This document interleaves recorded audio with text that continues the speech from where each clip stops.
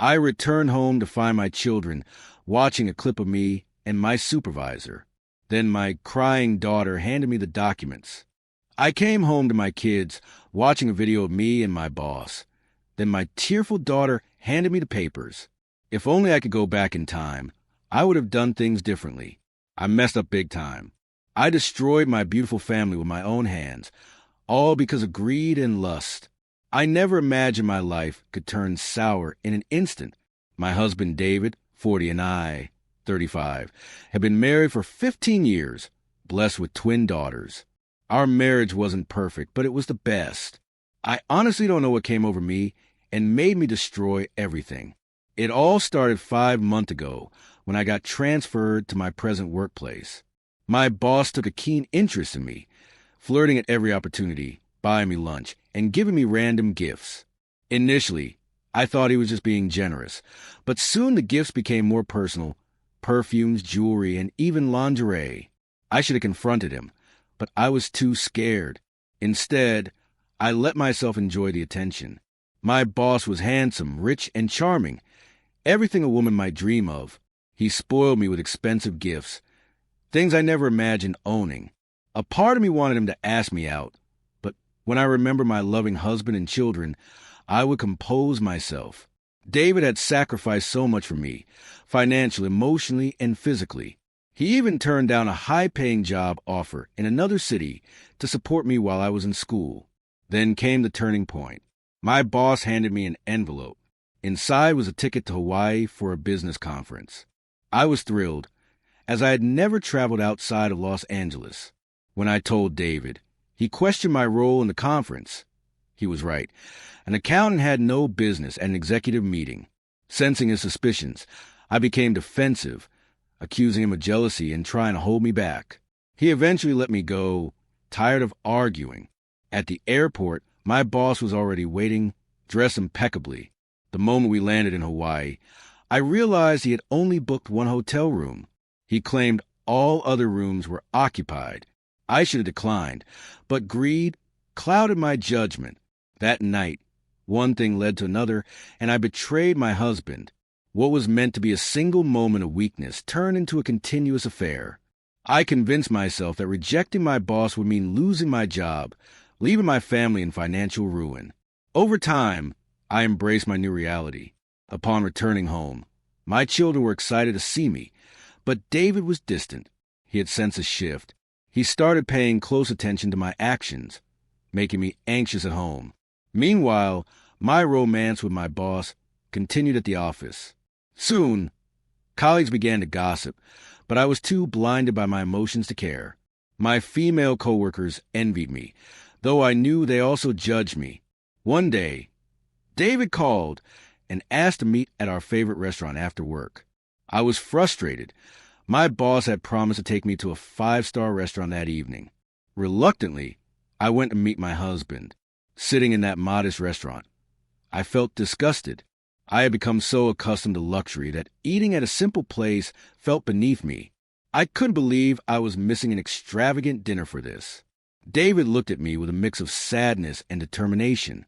He pulled out his phone, placed it on the table, and played the video of me and my boss. I froze. My world shattered in that instant. My children had seen it too.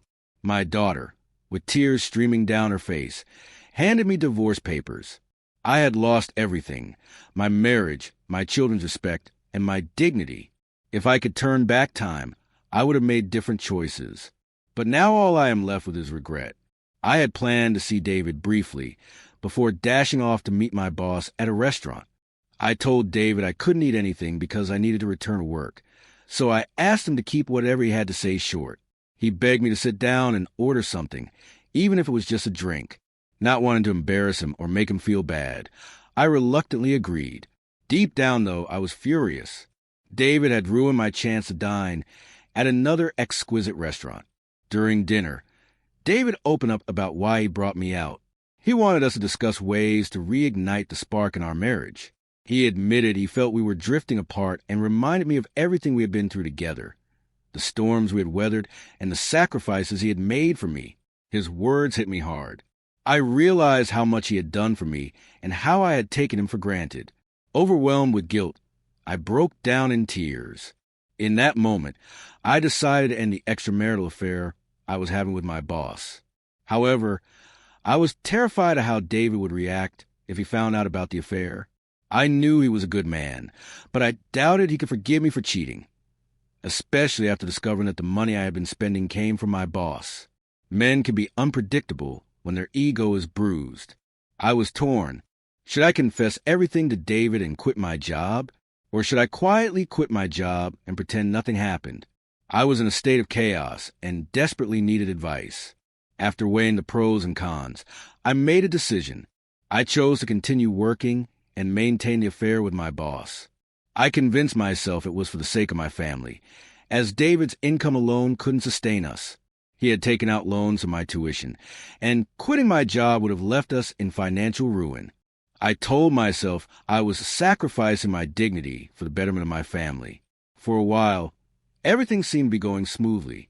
My boss and I continued our office romance, ignoring the whispers and judgment from colleagues. But one day, my world came crashing down. I arrived home to find my teenagers watching an explicit video of me and my boss. I was paralyzed with shock. Before I could process what was happening, my daughter handed me divorce papers. David walked in shortly after and demanded I leave. He revealed he had known about the affair for some time and had even gathered evidence. He had given me chances to come clean, but I had continued lying. I fell to my knees, begging for forgiveness. But David was unmoved. He threw my belongings out of the house, and to my horror, my children joined him. They called me the worst mother and said they were ashamed of me. I tried to explain that I had done everything for them, but David slapped me twice, silencing me. Humiliated and heartbroken, I gathered a few of my things and left. I stayed in a hotel that night, but I couldn't sleep. The image of my daughter crying haunted me. I felt immense guilt for the pain I had caused my family. The next day, I went to my parents' house and confessed everything. They were furious and disappointed. But after much pleading, they agreed to accompany me to David's house to beg for forgiveness. Unfortunately, David refused to listen. He wouldn't even let us inside. Realizing there was no hope of reconciliation, I signed the divorce papers. The divorce proceedings were painful, and we agreed on joint custody of the children, though they made it clear they wanted nothing to do with me. The reality of my new life hit hard. I was broke, as hiring divorce lawyers had drained my savings. I decided to return to work, but things had changed drastically at the office. My boss had moved on to another woman, and I was treated with disdain by my colleagues. When I confronted him, he coldly dismissed me. I later learned that his new partner had been the one to record and send the video to David, seeking revenge for being replaced on a business trip. I felt used and discarded.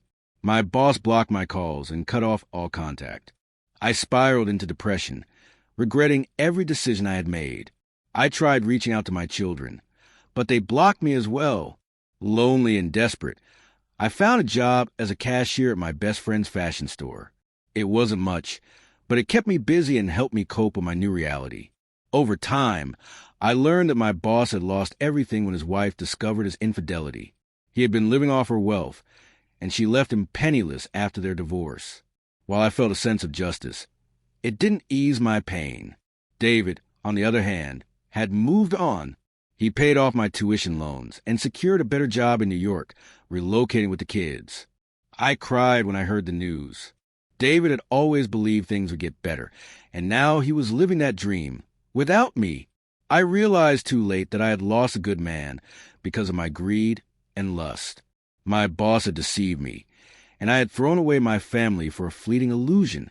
I decided to focus on rebuilding my life. I'm saving money to further my education and gain certifications, hoping to secure a better job someday. I hold on to the hope that one day, David and the kids might forgive me and we could be a family again. Until then, I'm taking life one step at a time, determined to rewrite my story and become someone my children can be proud of.